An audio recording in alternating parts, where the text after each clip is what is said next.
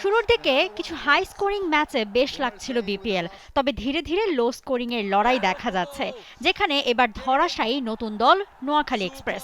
সিলেটের বিপক্ষে টসে জিতে ব্যাটিং নেয় নিজেরাই, কিন্তু ব্যাটিং আর করতে পারল কই। দলের সর্বোচ্চ রান মাহিদুল ইসলাম অঙ্কনের ৩২ বলে ২৫, দ্বিতীয় সর্বোচ্চ ওপেনার হাবিবুর রহমান সোহানের ১৬ বলে ১৮।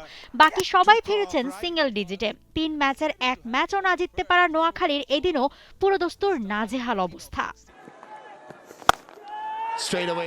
আর নোয়াখালীর এই নাজেহাল অবস্থা করেছেন সিলেটের নাসুম আহমেদ। একে একে নিয়েছেন সৌম্য, হায়দার, মেহেদী রানা, জহির খান ও বিলাল সামির উইকেট।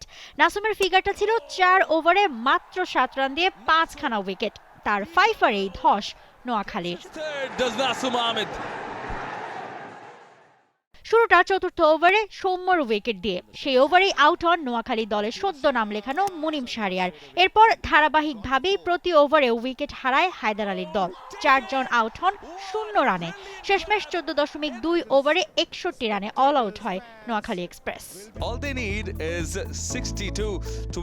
এই ম্যাচ জিততে সিলেটের খুব বেশি কোনো কষ্ট করার ছিল না, তবুও ৪খানা উইকেট তারা হারিয়েছিল। জহির খান ১ ওভার ৪ বল করেই ৩ উইকেট নেন, বিলাল সামি নেন একটা।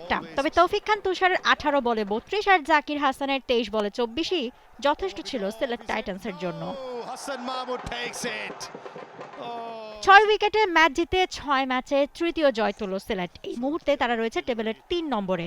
আর ১০ বছরের মাঝে বিপিএল এর সর্বনিম্ন রান করে রেকর্ড, সেই সাথে ৪ ম্যাচের ৪টাই হেরে সবার নিচেই রইল Noakhali express. Mousumi Alam, T sports.